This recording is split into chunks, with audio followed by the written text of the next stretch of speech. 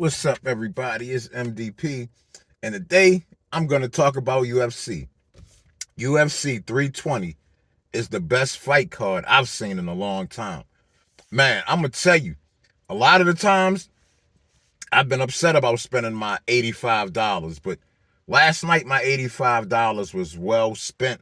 Man, this card, the preliminary card was cool. It was good, but the main card had me on the edge of my seat and I was tired, and I couldn't even fall asleep. Man, these fights were so good on the main card of UFC 320. Man, I don't even. Man, I'm just so happy that I got to see a card like that. You know, starting with the first fight, Joe Pyfer against, man, I can't even remember the dude's name, Amargamedov, something Amargamedov.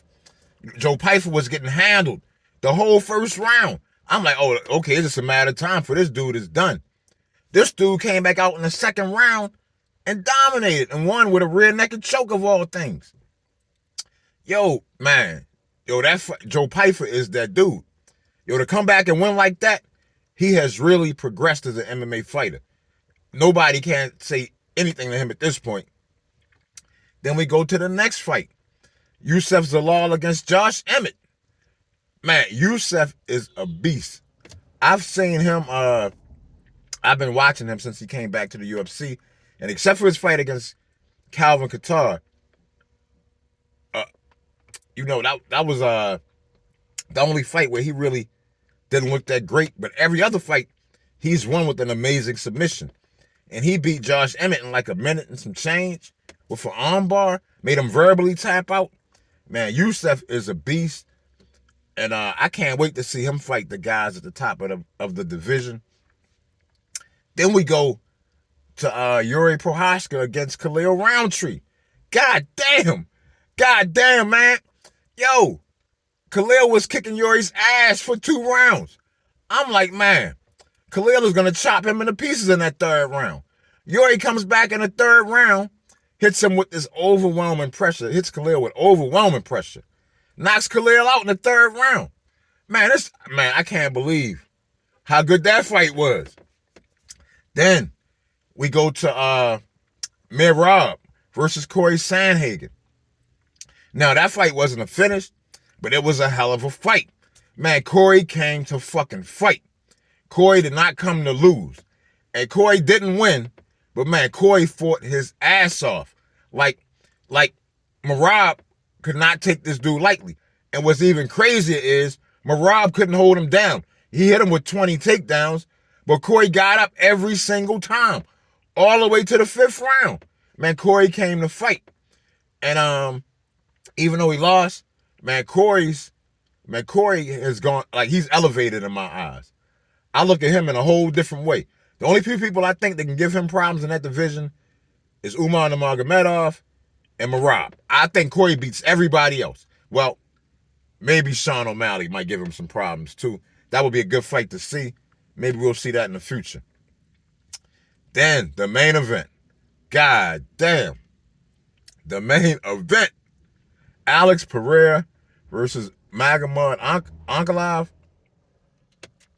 And Pereira destroyed him in like a minute and some change. So 3 of the fights destroyed him in a minute and some change. Took his title back. So I want to say 2 of the finishes on the main card ended in like a minute and some change. Both under 2 minutes. Crazy as shit.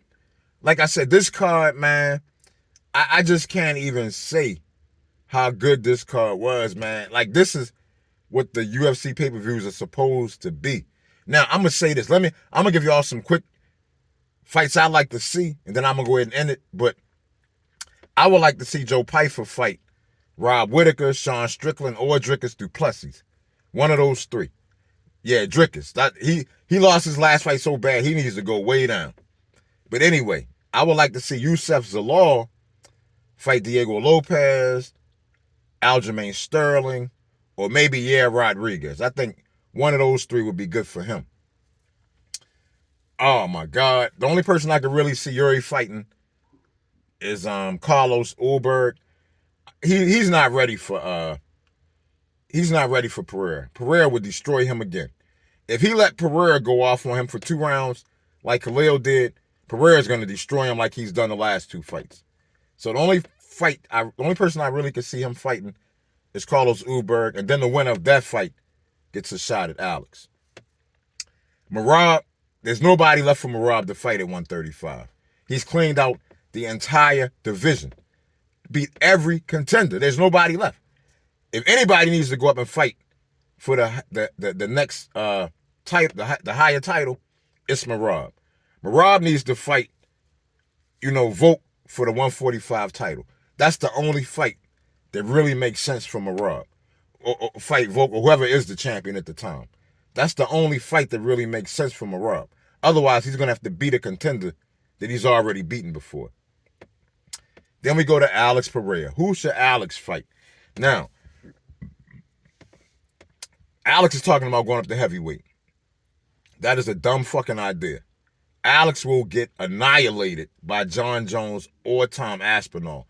He cannot beat those dudes. They are too big and too talented and too strong and he can't beat them. He has no way to beat them. His best bet is to stay at light heavyweight and just keep dominating that division. There's contenders emerging. But this is what I would do. I would have Carlos Ulberg fight Yuri, and I would have Alex Pereira defend his title against Israel Adesanya.